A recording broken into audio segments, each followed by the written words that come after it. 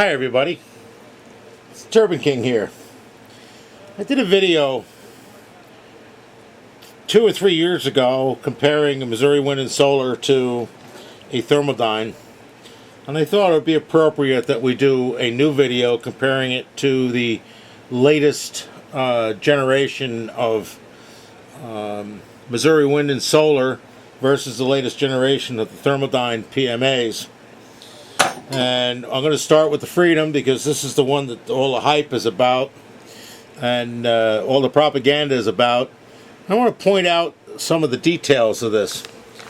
First of all, he's gotten rid of the cogging.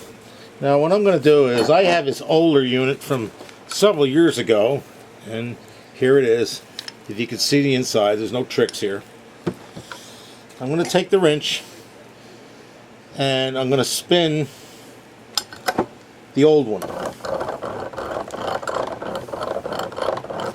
You can probably hear it. That's cogging. And there's a lot of magnetism in the shaft. Now I'm going to take this one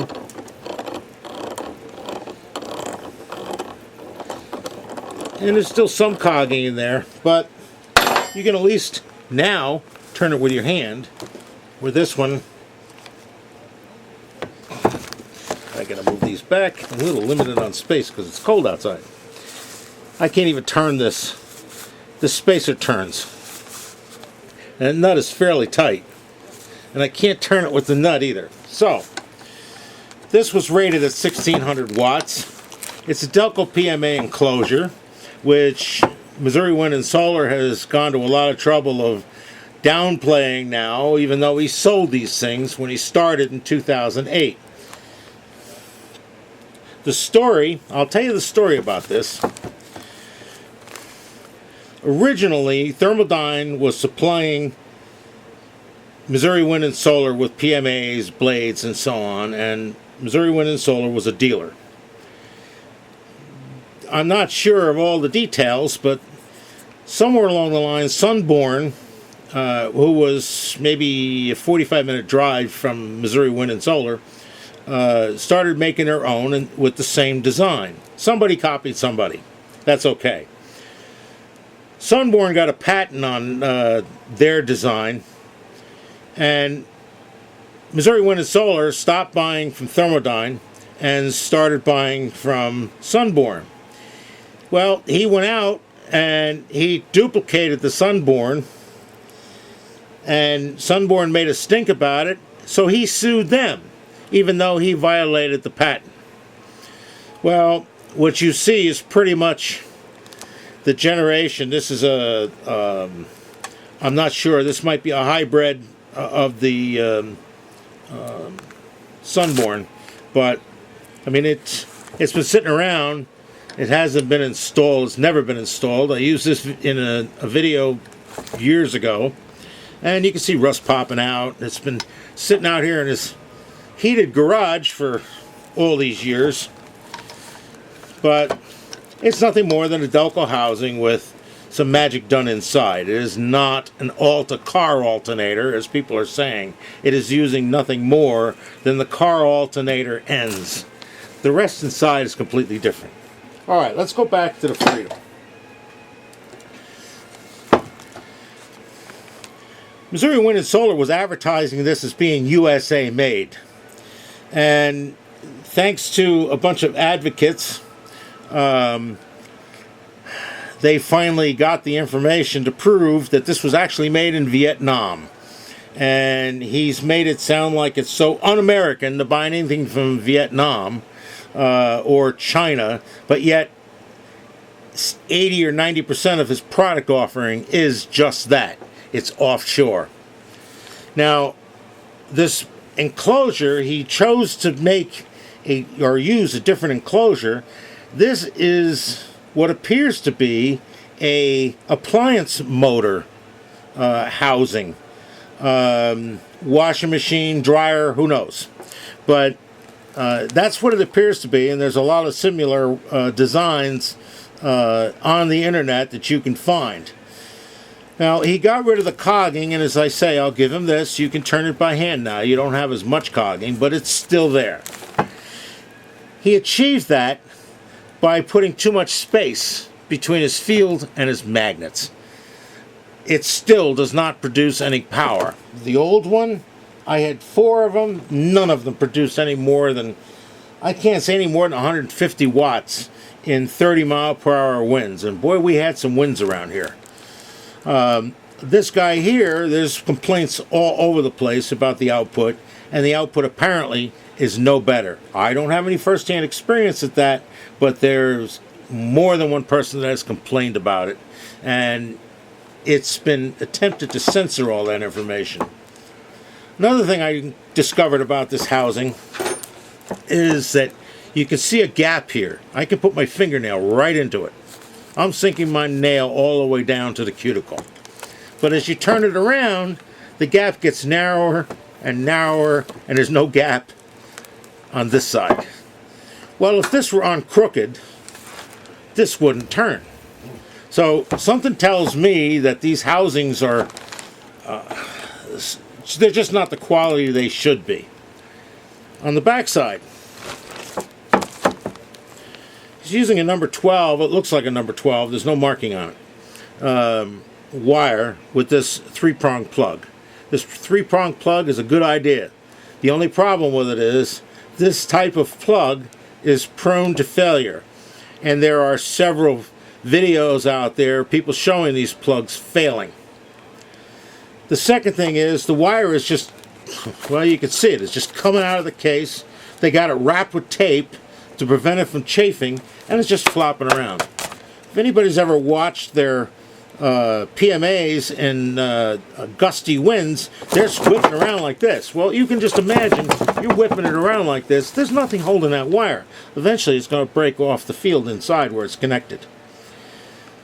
Another thing that's here is there's no bearing cap on it. There's no way of keeping the water and the contaminants out of the bearing. That stuff's going to work its way into that bearing and chew it up.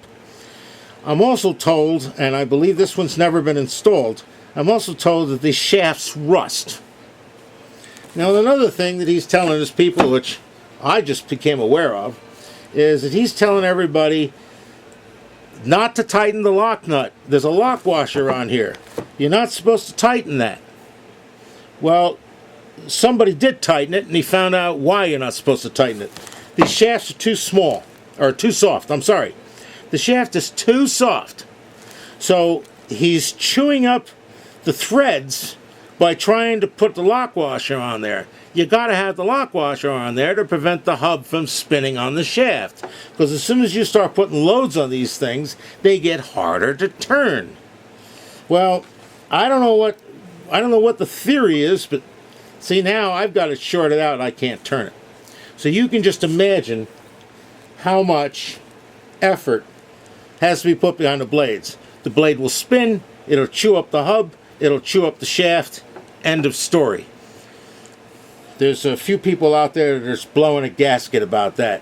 People are just so thrilled to see it spinning around, but they're not checking to see if they're actually making any power. And that's kind of a shame, because you're spending $400 plus whatever it costs you to do the installation of it. It should be making you electricity, and people are very disappointed.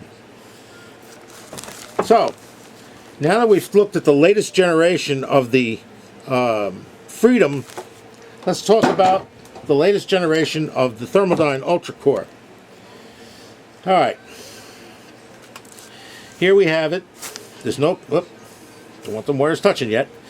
There's no cogging in there. I'll put the wrench on it to exasperate the noise for you. My American-made wrench here. And I'm trying to make noise and I'm not. I'll even short out these fields for you.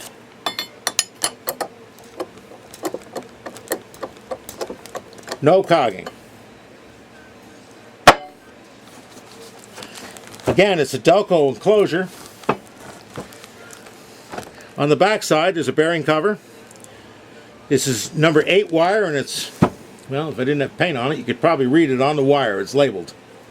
It's a number 8 wire coming out of it, stranded, tin-plated copper, and it has a bearing cap on it. And it has a stainless steel strap which is directly fastened to the PMA to prevent the wires from being tugged on. And they're in there pretty tight. You can't move them.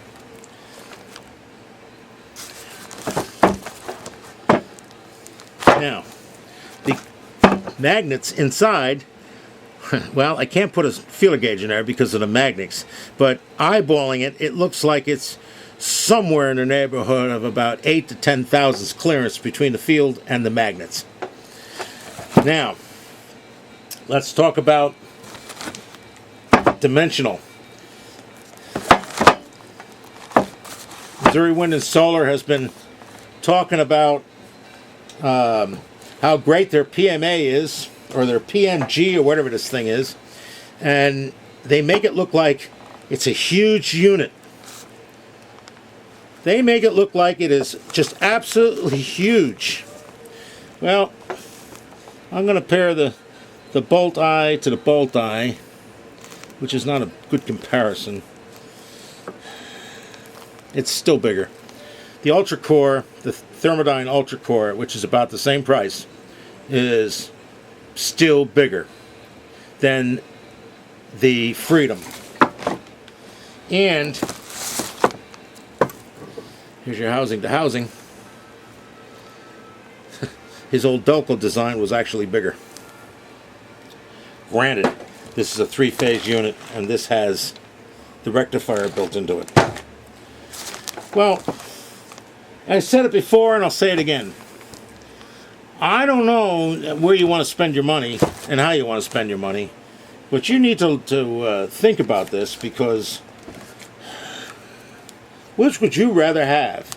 Would you rather have one that's producing? Would you rather have one that's that's designed not to fail in a year? Somebody's banking on these things failing in a year so that you can sell them. He can sell you another one, or give you a hard time, which he's known for.